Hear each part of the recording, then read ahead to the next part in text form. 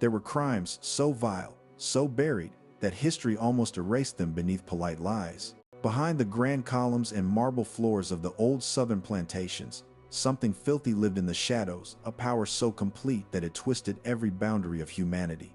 They said slavery was about labor, obedience, and economy. But those who lived inside the walls knew the darker truth. It was about domination, about the obsessive need to own not just a body, but the soul inside it. The air inside those houses was thick with pretense. Chandeliers glowed over fine dinners while, outside, the night swallowed the cries no one wanted to hear. The masters were called gentlemen, men of faith, keepers of order, but when the doors shut and the curtains drew, their hands became the law, their desires the sentence. What unfolded in those rooms wasn't love. It was power at its most disturbing form, stripped of morality, dressed in the silence of ownership. 18th and 19th century America built its wealth on a lie that human beings could be property. Plantations rose like kingdoms, their fields glistening with cotton and sugar, their wealth measured in the broken lives that worked them. The same men who prayed in church pews by morning wielded whips by afternoon and crossed thresholds at night that no sermon could wash clean. The world called them civilized. The enslaved knew better. In that world, law was a weapon. It did not protect the weak. It protected the master's appetite. Slave codes granted him control over life and death, over breath and body. The enslaved had no right to refuse, no language to describe the terror, because the very system defined them as things, objects to be used, traded, or broken. When you own someone's body, you begin to believe you own their soul. That was the sickness that rotted the heart of the South, a disease so deep it masqueraded as order. In the light, the plantation was a symbol of grandeur. In the dark, it was a theater of cruelty. There were rooms no one spoke of, doors that stayed locked, corridors where silence was the only safety. Women were summoned without words, footsteps soft against the wooden floor, knowing that resistance could mean beating, or worse, being sold away from their children. It wasn't desire that called them, it was control. These weren't acts of passion, but performances of ownership, each assault a reminder of who had power and who had none. For many, survival meant silence. Some learned to smile when they wanted to scream. Some prayed for the night to end quickly, for the footsteps to pass their door. Others bore children whose faces carried the cruel proof of what had been done. Those children lived as property of the same man whose blood ran in their veins, a legacy of shame no one dared to name. Every birth blurred the line between family and ownership, between sin and inheritance. The white mistresses of the house often knew. Some turned away, wrapped in the privilege of denial. Others punished the victims, jealous of the attention, blind to the fact that it was never affection, it was assault. They called it order, custom, the way of things. But the enslaved knew it as nightmare. It was the unspoken rule of the plantation. No one questioned the master's desires, no matter how filthy they became. Religion offered no refuge. The Bible was used as justification, twisted into sermons about obedience and divine hierarchy. Preachers blessed the hands that built the whip and damned the backs that bore it. Sin was rewritten as right. Every verse about servitude became a weapon, every prayer another layer of disguise for the corruption that lived beneath the surface. The masters stood before their congregations as men of God, their crimes washed clean by ritual and reputation. But when the doors closed, the same men became what God himself would have condemned. To the enslaved, there was no justice. A scream was swallowed by the night, a disappearance explained away as sale or punishment. Women who became pregnant bore not only the weight of life but the mark of violation. Men who protested were beaten, humiliated, sometimes forced to watch, their pain turned into a spectacle. These weren't isolated horrors, they were part of the machinery of slavery, a hidden engine that kept the system alive through fear and silence.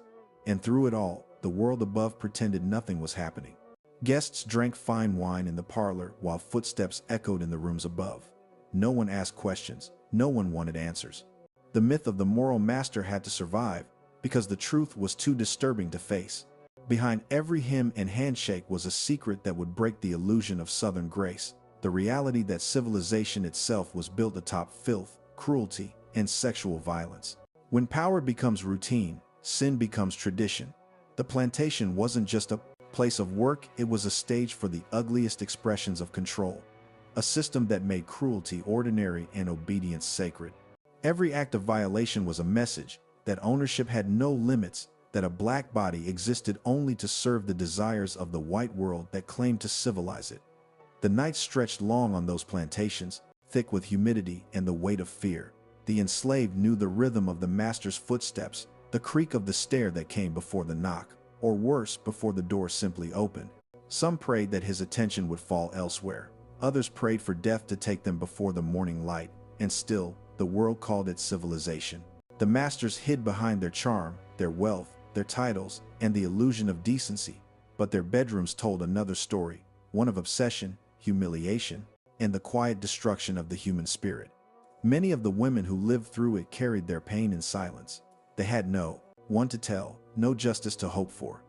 Their voices were smothered by the same system that owned them. They were forced to wake, work, and bow to the same hands that violated them, expected to cook, to nurse, to nurture, all while enduring the unspeakable.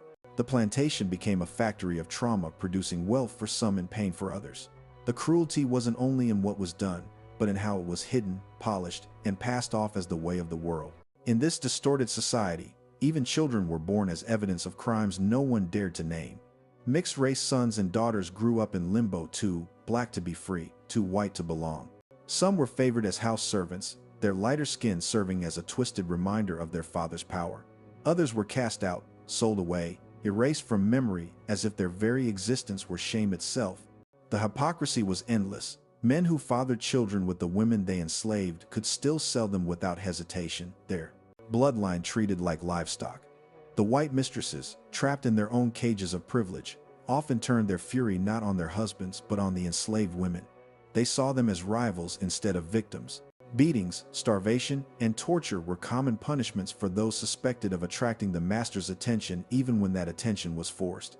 The cruelty became cyclical, handed down from one form of power to another, all of it feeding on silence. Every person in that world was twisted by the system, corrupted by its logic, and destroyed by its lies. The enslaved men faced their own horror. They were emasculated, stripped of their identity, and forced to watch their wives, sisters, and daughters violated without the ability to intervene. Some were used as tools in public punishments, forced to witness the degradation of those they loved, or worse, to participate under threat of death. The system thrived on breaking the spirit, on ensuring no one ever forgot who held control.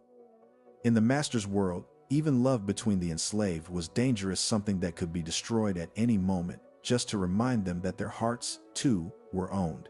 Religion was the great deceiver of the time.